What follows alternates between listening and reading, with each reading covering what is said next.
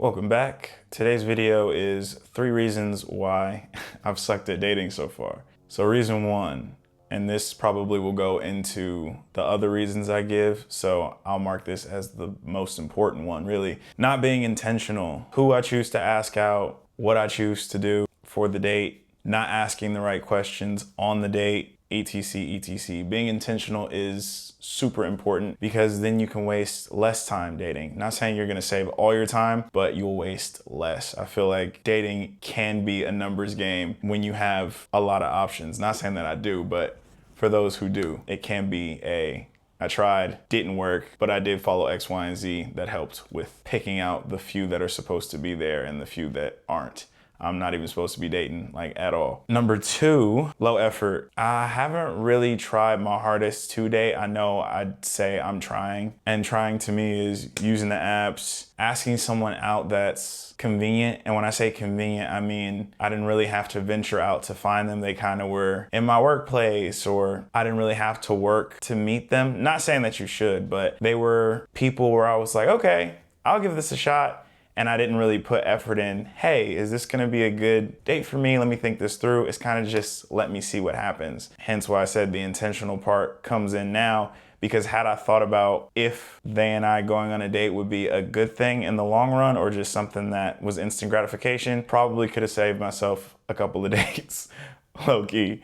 Also, that goes into the dating itself. If I'm unsure, I will do low effort. I will try and think of things where I'm like, okay, if I do this with that person, am I gonna be okay with it not going well? Prime example, if I meet a girl and we sort of have some chemistry, I don't really know if it's like, I really like her, or if it's like, dang, I don't like this girl at all.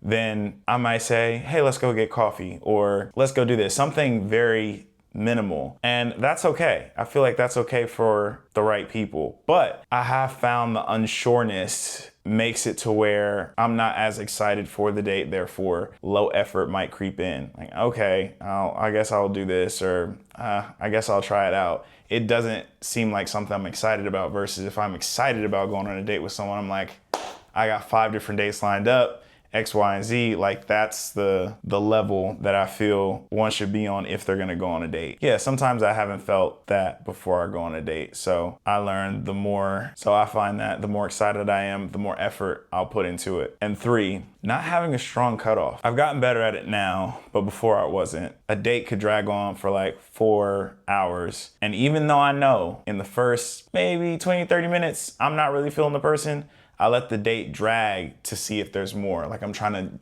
drip every last piece of information to make me go, okay, this person is not it, even though I know based off the things I've asked thus far and the experience the date has been for me, it's not it. And I'll let it drag. So now I don't really do that.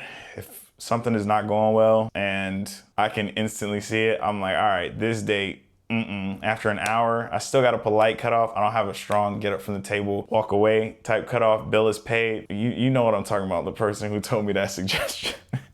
I don't got one of those yet where I'm like, dang, this is bad.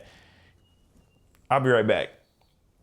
Already paid for that table, cool. And then dip, nah, that's not it. Hey, I don't have a solid cut like that. Even in the talking, if we're texting and I know it's boring and I know it's dry and it's not very two-sided, there's not any genuine interest besides we're just talking, I don't really know what this is, I need to cut it off on my end for sure. Let the other person know, like, hey, I'm not interested in that way.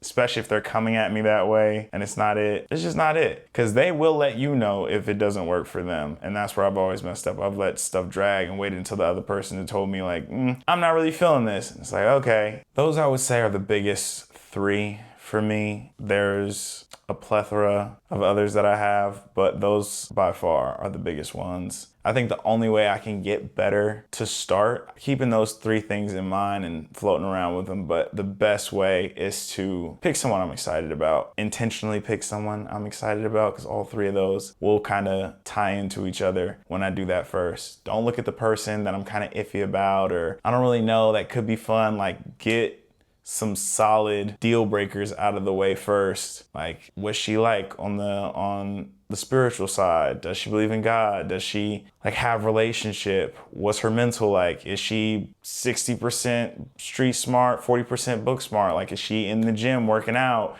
without me being a factor in that being a part of her lifestyle and taking care of her body and things of that nature? Those are things where I can automatically be like, all right, cool. I'm intentional about who I picked, which will then make me excited about who I picked, which will then make the date better because I'm like, I want to have a good experience with this person. I'll ask more intentional questions, etc., etc. I think once you have the good starting point, then the rest of the dominoes can kind of fall as they should once you get that first start. I don't know if that's the thing in a race where they say if you get a good start versus a bad start, you're in rhythm and you could just go and will probably have the best laps you'll have because of that start. So that's kind of what I'm trying to lock in on. What are your things for either unsuccessful dating habits or things that you do that work for you where you've gone on more good dates that led to something than bad dates? Drop them down below.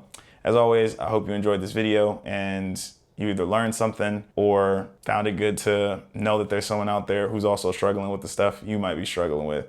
So as always, have a good one. Peace.